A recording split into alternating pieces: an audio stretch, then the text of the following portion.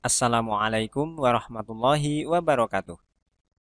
Mendapatkan kemuliaan pada malam Lailatul Qadar merupakan dambaan bagi setiap muslim, karena memang keistimewaan malam tersebut begitu luar biasa. Disebutkan dalam firman Allah Subhanahu wa taala, A'udzu billahi minasyaitonir rajim.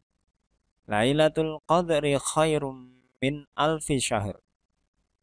Malam kemuliaan itu lebih baik dari 1000 bulan. Quran surat Al-Qadar ayat 3. Mujahid, Qatadah, dan ulama lainnya berpendapat bahwa yang dimaksud dengan lebih baik dari 1000 bulan adalah sholat dan amalan pada Lailatul Qadar lebih baik daripada sholat dan amalan di luar Lailatul Qadar.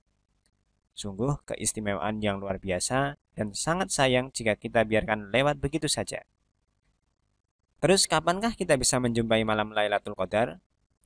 Tidak ada satupun yang tahu waktu terjadinya Lailatul Qadar, termasuk Rasulullah Shallallahu Alaihi Wasallam sendiri, karena ini adalah rahasia Allah.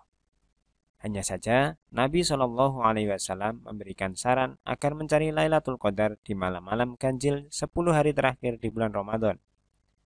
Dari Aisyah radhiyallahu anha bahwa Nabi Shallallahu Alaihi Wasallam selalu menghidupkan 10 malam terakhir di bulan Ramadan. Beliau bersabda, carilah malam Qadar di malam ganjil pada 10 malam terakhir bulan Ramadan. Hadis riwayat Al-Bukhari dan Muslim. Dalam hadis lain, Rasulullah Shallallahu Alaihi Wasallam bersabda, carilah Lailatul Qadar pada 10 terakhir di bulan Ramadan, pada malam 9 terakhir, pada malam 7 terakhir, dan pada malam 5 terakhir. Hadis riwayat Bukhari. Namun, barang siapa yang tidak mampu meningkatkan ibadah di awal 10 malam terakhir, hendaknya tidak ketinggalan untuk beribadah di 7 malam terakhir. Dari Ibnu Umar radhiyallahu anhu, Nabi Shallallahu Alaihi Wasallam bersabda tentang Lailatul Qadar, carilah di 10 malam terakhir. Jika ada yang tidak mampu, maka jangan sampai ketinggalan ibadah di 7 malam terakhir. Hadis riwayat Muslim. Kemudian, apa yang bisa kita lakukan agar kita mendapatkan Lailatul Qadar tersebut? Yang pertama, iktikaf di masjid. Dari Aisyah radhiyallahu anha, Nabi Shallallahu Alaihi Wasallam beriktikaf pada 10 hari yang terakhir dari Ramadan hingga wafatnya. Kemudian istri-istri beliau pun beriktikaf setelah kepergian beliau. Hadis riwayat Bukhari dan Muslim. Selama beriktikaf, kita bisa mengisinya dengan sholat tahajud, zikir, sholawat, memperbanyak doa, membaca dan mengkaji Al-Quran ataupun hadis.